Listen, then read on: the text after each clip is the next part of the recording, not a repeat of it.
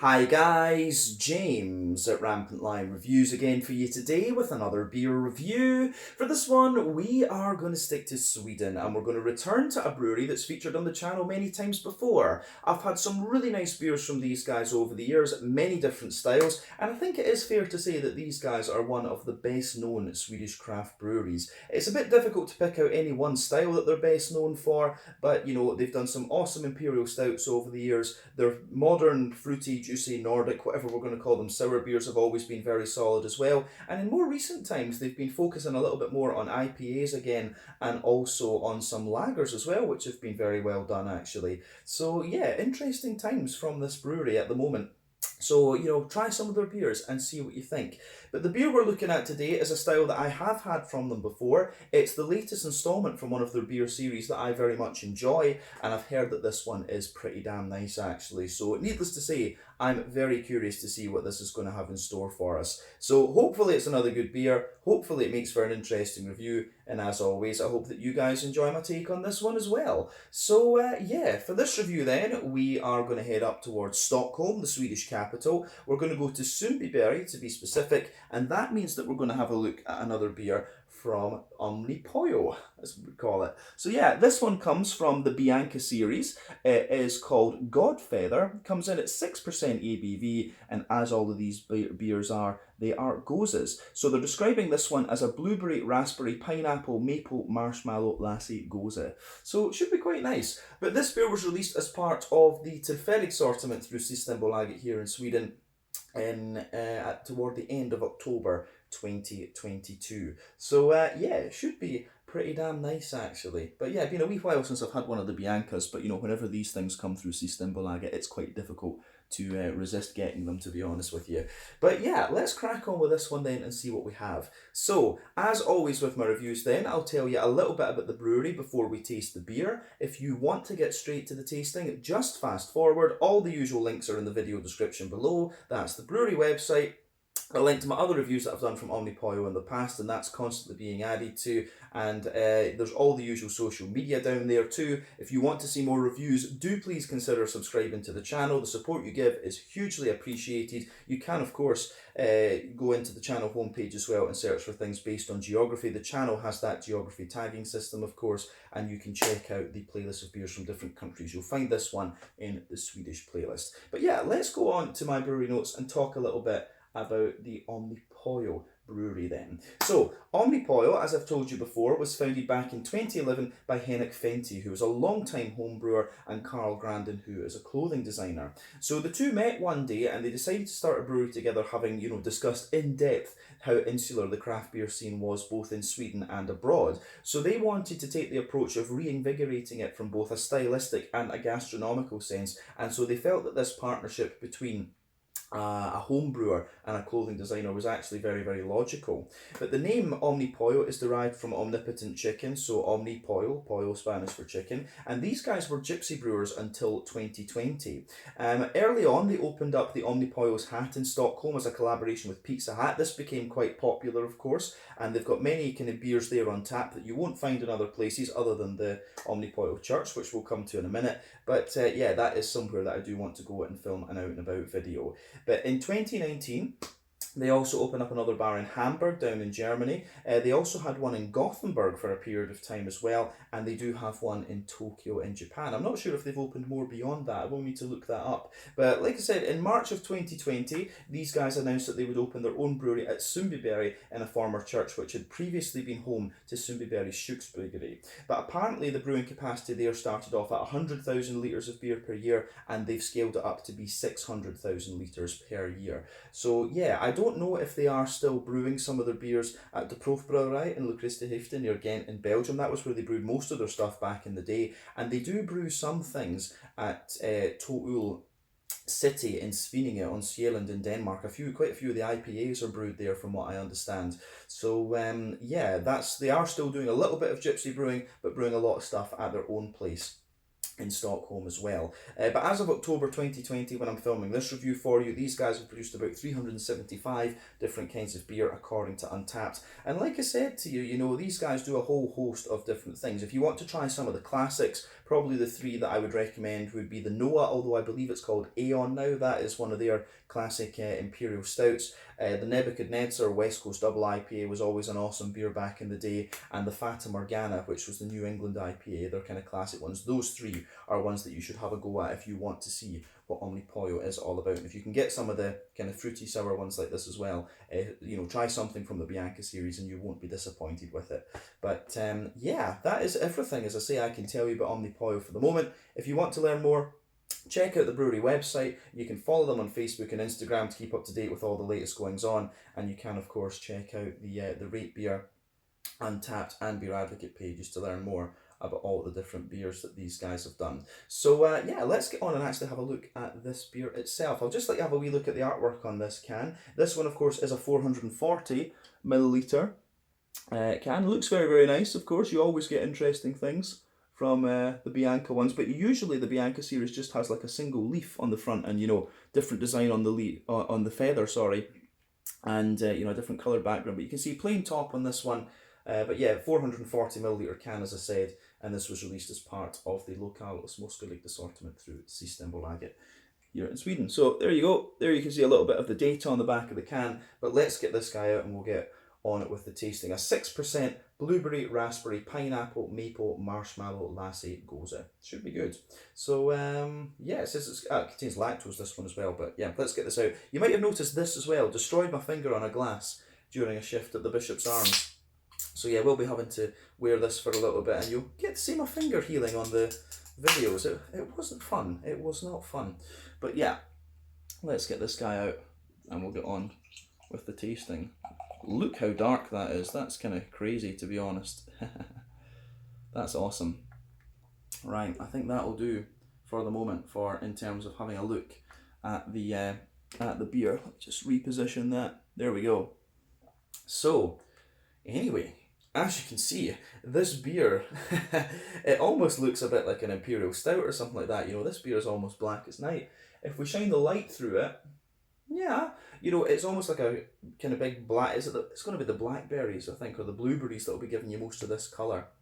But yeah, I've never seen like a blueberry sour quite as dark as this. But as you can see, this beer is poured with about a half finger of a frothy, I would say very kind of dark burgundy head there. It almost looks like, you know, you've just mixed a bit of blueberry or blackberry with cream, something like that. But nice small bubbles there, and that is of course just going to fade away as we drink more of the beer, of course. But one or two big bubbles sticking toward the side of the glass, a few little ones going up toward the bottom of the head there. But overall, it does look pretty nice, and it is kind of what you would expect from one of these Gose beers. Now remember, the colour of these beers depends on 1, the type of malts that you use. This goes a long way to determining your EBC rating. 2, length of your wort boil is also going to play a role, because the longer you boil the wort, the more the sugars caramelise, and thus you get a darker colour of beer. But any barrel aging that you do, and crucially when it comes to these modern sour beers, any adjuncts that you put in will affect the colour of the beer too. So I would hazard a guess that most of the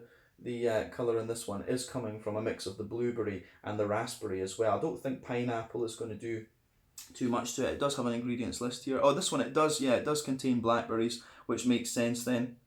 I don't know why it just says blueberry, raspberry, pineapple. They must have missed that from the thing. But yeah, it says this is a sour ale with blueberries, blackberries, pineapple, milk sugar, vanilla, maple syrup and marshmallows added. So yeah, that would make sense as to why this one is so dark. The blackberries will just kind of amplify the darkening effect that the blueberries already have. But yeah, you know, now that the head's faded away, we can see there's a little bit of a kind of tinge to the edge of this beer. I need to be careful when I'm holding it with my left hand, of course. Can see this ending badly. But yeah, well, certainly looks the part. When I shine the light through the beer, it is, you know, pretty damn opaque. Does it contain oats and wheat? It doesn't say, probably. Yeah, it does contain, yeah, wheat, but not oats. Surprised at that, actually. So yeah, that will be contributing to the opacity in this beer, of course. But it looks beautiful, this one. I mean, we've seen beers like this before. 1 or 2 big bubbles sticking toward the side of the glass, a few little ones going up toward the bottom of the head there. But I mean, overall, it looks pretty damn good, and it looks kind of similar to what we've seen from this series of beer before, and generally speaking, one of these big kind of modern fruited Gose type beers. Let's look at the aroma of this one then and see what we have. Oh, yeah. That's something else. I mean, straight away you get this lovely kind of, you get the maple syrup out of this one right away, then all the juicy fruity character on top of that, and it's a really just interesting combination of things. I mean, you can smell the sort of candied marshmallow in there, and then the maple syrup's kind of sitting on top of it. So yeah, like marshmallow candy floss type thing with this one. And you can smell that in the base. It's like the marshmallows have been melted down, and then they've just got the maple syrup wrapped in them, and it's been toasted a little bit. So you get this kind of toasty, almost slightly crispy brown sugary quality out of the thing. So yeah, the way that this beer goes together is really interesting in that sense. Other than that, I mean, I do get a little touch of bready character in the backbone there, like a sort of slightly brown bready note. I can definitely pick up a wee bit of that. There are maybe one or two little hints of a woody and nutty character, which I'm guessing is mostly probably down to the maple syrup. So yeah, that's definitely in there. Yeah, as I say, you've got a little bit of breadiness in there.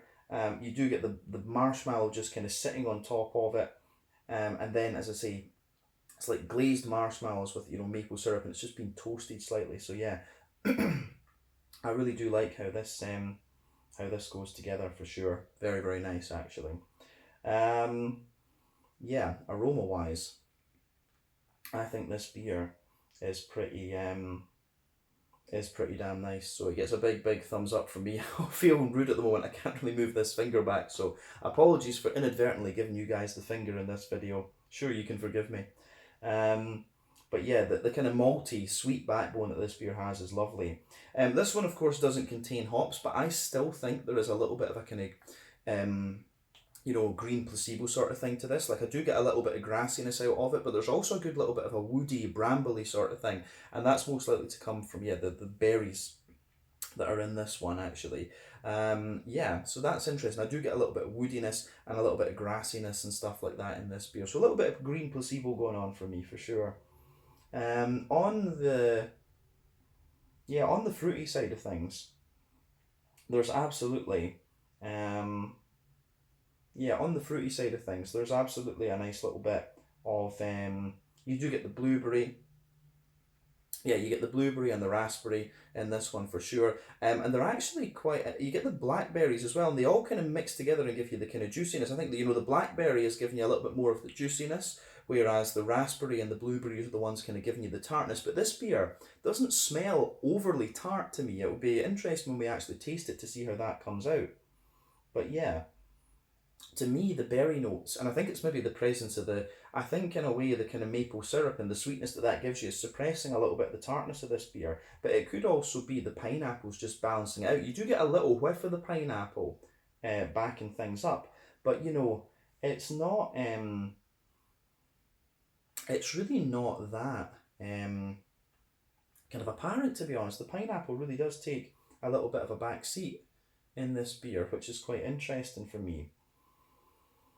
So yeah, aroma wise, I do quite like this. I think this is very, very nice. The more you smell of it, the more the berries kind of push their way out, and you do get a little bit more of the pineapple, but to me the pineapple really takes a back seat. But yeah, this is one of these beers where it's kind of, you read what's in it, and that's kind of what you smell. There's not too much going on outside of that actually. I mean, you get a little bit of a kind of candied strawberry note to it. You do get a little bit of breadiness and things, and there's one or two little woody, nutty undertones. But other than that, this beer really is kind of what it says on the tin, to be honest with you. But as I always say, take a wee bit of time to enjoy the aroma of these beers before you get stuck into them, because I always think that's part of the experience with craft beer and whiskey and sake and things. But yeah, I think it is about time for us to have a taste of this one and see what we have. I've been looking forward to this beer since I bought it on Friday. But yeah, let's have a wee look at this one and see what we have. So yeah, this one is the Bianca Godfeather, one of the Lassi Gose series that the Omnipollo do, and this one is described as a sour ale with blueberries, blackberries, pineapple, milkshake, vanilla, maple syrup, marshmallows, and raspberries, of course, too. So yeah, let's get stuck into this one and see what we have. Slàinte, skål, cheers.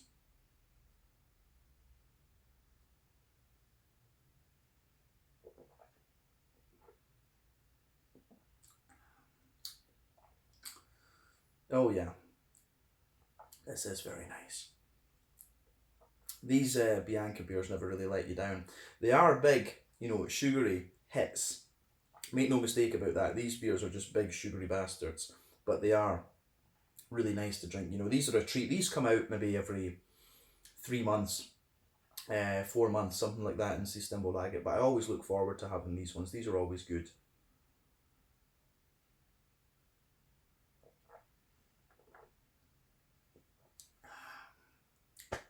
So yeah, this beer gets a massive thumbs up from me. I think this is very, very good.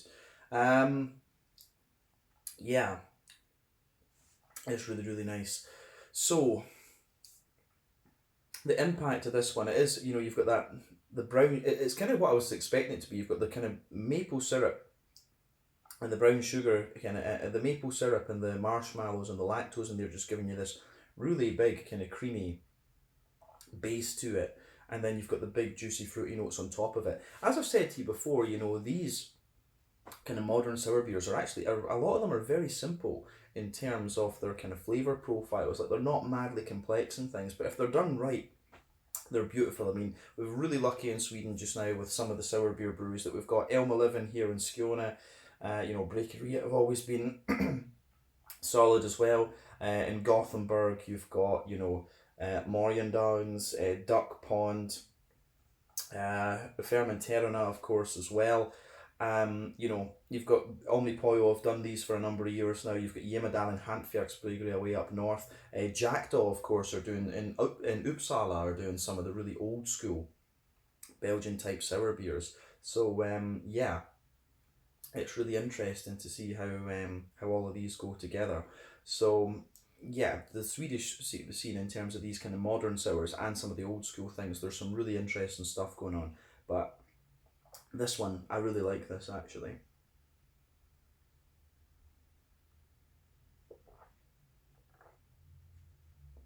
Yeah, yeah.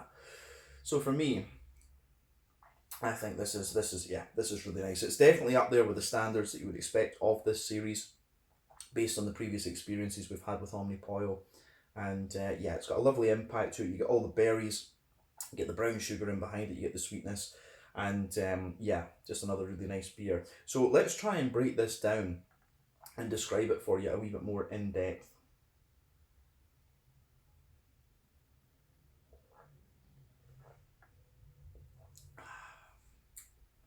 So middle, yeah, middle third of the palate then with this beer. Backbone of the beer, it's interesting. I get a tiny little bit of like a slightly dry kind of woody character there. That just forms the backbone of this one for me. On top of that, again, just a little smattering of like a kind of bread crusty type quality. So yeah.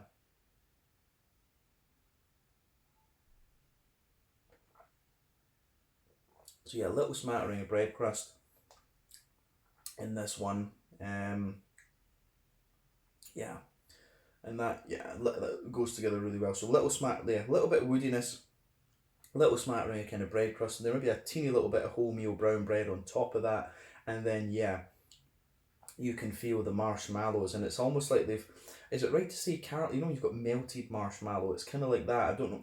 I don't think it's right to say caramelized marshmallow, but yeah, you certainly get that kind of.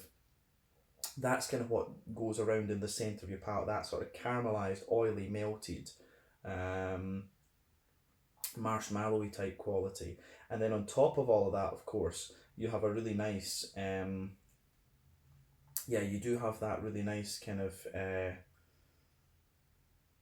Werther's original.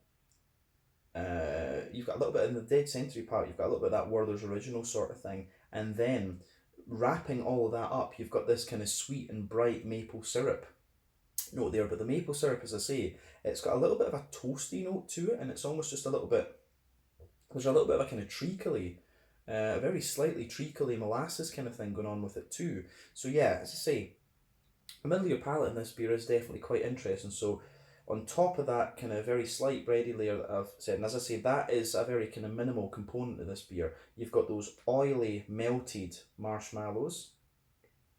It's just above that, you get a little bit of a Werther original note in the dead centre of your palate.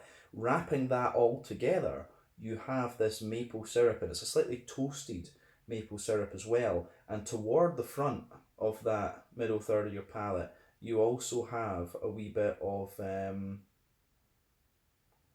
toward the front of that middle third of your palate, you also have a wee bit of a kind of nutty quality as well. So yeah, there's a wee bit of nuttiness just going on in that too.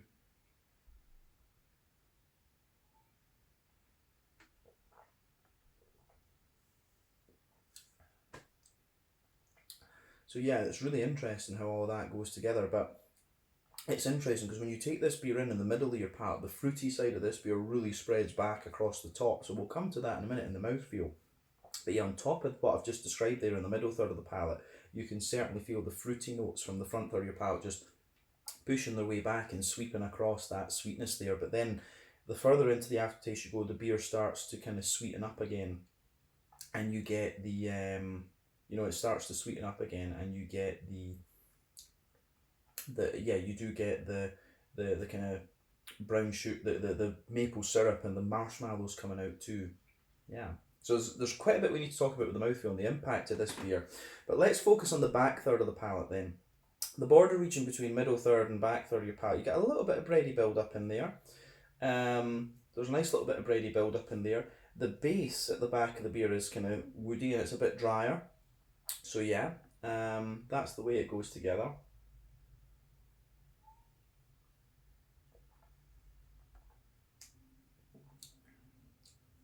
So a little bit of a woody dryness in there.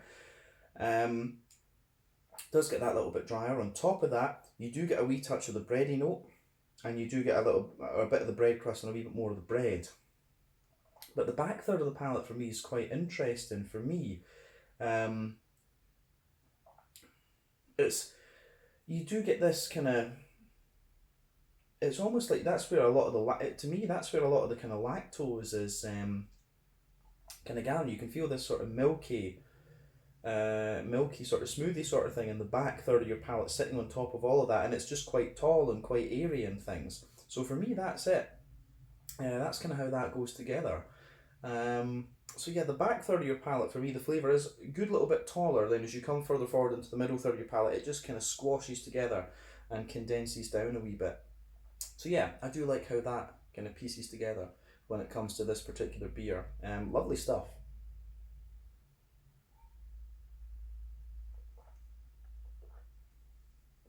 So, onto the kind of green side of the beer, as I was talking about earlier. As I said, this beer does not contain hops. You know, a lot of brewers argue, especially with these modern sour beers, that adding hops into them would detract a little bit from the sourness and the tartness of things. That is an argument, of course. In the old school Belgian, woody, funky type sour beers, they add old hops so that they don't take away from the potency of the sour beer. In Old Vault City back in Scotland, they use a little bit of hop in their beer. I think Holy Goat do as well, come to think of it. But yeah, most of the Scandinavian breweries don't, which is kind of interesting. So yeah, with this beer, for me, you do get a little bit of a green placebo effect there because there's no hops in here, so you're not getting hoppy notes. But for me, in the back corners of the palate, I'm getting a teeny little bit of earthiness, and as you move further forward, maybe very, very slightly herbal, but it's a kind of smooth, woody character almost that you get on the sides of your palate with this beer. A very, very kind of smooth, woody note. And as you reach the kind of front corners of your palate and round the front curve of your tongue, it's almost just a little bit like a kind of green brambly type note that you get in there. So yeah, that for me is quite interesting with this beer. And I think on that point we can now move to the fruity side of the beer and the front third of your palate. So the border region between front third and middle third of your palate, you get a little bit more of that kind of marshmallowy build up in this one, Within that, you get the saltiness. This beer is a Gose, so you're always going to get a little bit of saltiness out of this beer as a style. It's inherent with the original German Goses, of course. But yeah, the base of that front third of your palate, again, you get a really smooth and more sweet marshmallow, and on top of that, you've got all the fruits coming in. And like I say, this beer has quite an impact to it. But what I would say is that on top of that marshmallow there, that's when you get the kind of softer pineapple. So the pineapple is the kind of anchor that builds the base between the more malty side of the beer, if we can call it that, the marshmallows anyway. The pineapple and the marshmallow are forming the kind of the border between the sweet side and the fruity side of the beer, if that makes sense. So yeah, let's look at the impact that this beer has.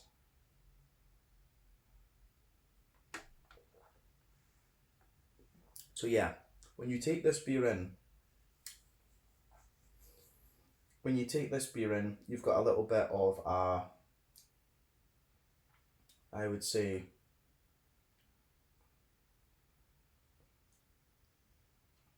you've got a little bit of a kind of sharp, it's kind of a mix of blueberry and, it's a mix of the blueberry and raspberry, I think.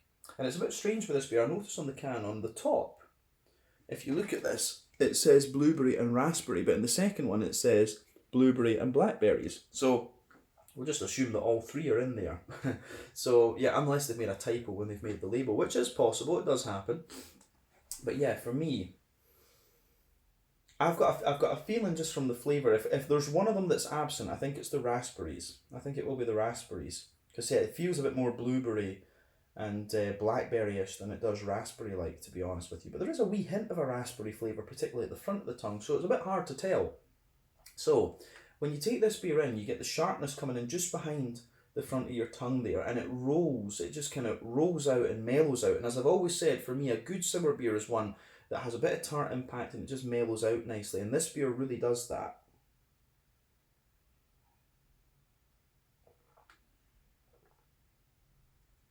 So, when you take the beer in, you get the tartness of the blueberries and the blackberries, and that kind of sits there, and it just gets sweeter and sweeter and sweeter, and sort of juicens up, if you like, if you can call it that, and it spreads. The sort of tartness just kind of moves back toward the back of that front third of your palate, and then you get some more of the kind of saltiness coming out of the beer, which is interesting. And of course, within this fruity thing, you've got a few undertones of, like, you know, a bit of fig, a bit of black currant, and you know, stuff like this actually. So there's a few things like that going on in this beer for me.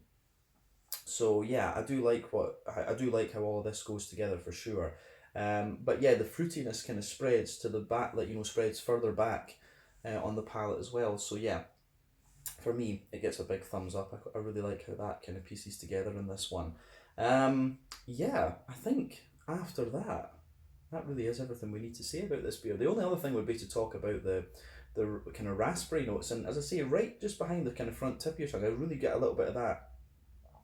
There is a little touch of a juicy raspberry there, and I'm quite sensitive to raspberries because, you know, a lot of the Scottish desserts are based on raspberries, so I'm half saying in my head there might be a little bit of raspberry in there, but at the same time it's not such a pungent flavour, so I'm leaning towards saying there isn't.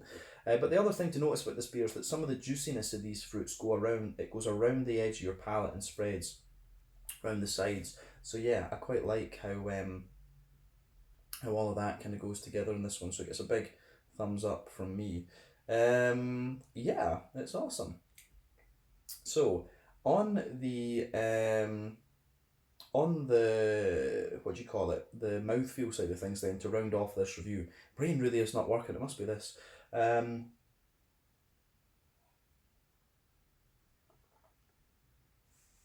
So for me, mouthfeel of this one, yeah, it's a big, you know, it is a kind of full body. It's a full body beer. This one kind of bottom end of full body. Definitely not the thickest thing I've come across, but you know, within the kind of smoothie Nordic sour style, as we can call this beer, it is pretty damn thick. Carbonation is very, very smooth. It's quite silky in its mouthfeel. Makes sense when there's lactose in the beer. Of course, you've got a wee bit of saltiness in there as well. The tartness, as I say, comes in at the beginning, but the beer really mellows out and sweetens out very nicely. The malt base, or the kind of adjuncty baseness, as we said, you've got a bit of smoothness in there, but it does build a lot of sweetness, as we said as well. And yeah, IBU wise, I think this is, technically speaking, it'll be 0 IBU, but you know, there will be like, you know, 3 or 4 IBUs or something like that going on in this particular beer. But yeah, for me, another really solid addition to the Bianca range. You always get good beers with these. I really like these. You know, they're just a little bit different. The kind of, usually the kind of sweet brown sugary malt base in these is what makes them a bit different for me. And the kind of marshmallowy, yeah, the kind of sort of marshmallow, brown sugary sort of thing, I think is pretty damn awesome. So yeah, for me, this beer goes together very, very well. Yeah, can't really say anything more about this one, I would say, so it's best that we round off there. So yeah, this was the Bianca Godfeather, a blueberry, blackberry, raspberry, pineapple, maple, marshmallow, Lassi, Gose. I think that's everything that should be in there, from Omnipollo in Stockholm. This is my fourth or so beer that we've had in this series, and these ones don't disappoint. I always enjoy these as a bit of a treat. They are a wee bit expensive. This one was 120 Swedish krona, so like 12 euros, but you know, sometimes you just say fuck it, why not? And that was the case with this beer, along with the other one I bought at the same time. But yeah, I think we can leave it at that for this. So once again, thank you for watching my beer reviews. Until the next time, please like, subscribe, share, all the usual YouTube stuff. Let me know your own thoughts on this beer in the comment section below. Let me know what your favourite beers are from Omnipollo as well. And we will see about returning to these guys at some point in the very near future. But yeah, till the next time, Slange, Skål, cheers, and I'll see you guys very, very soon. I can't do my metal sign anymore. Doesn't work, so we'll do it with this hand. See you soon, guys. Cheers.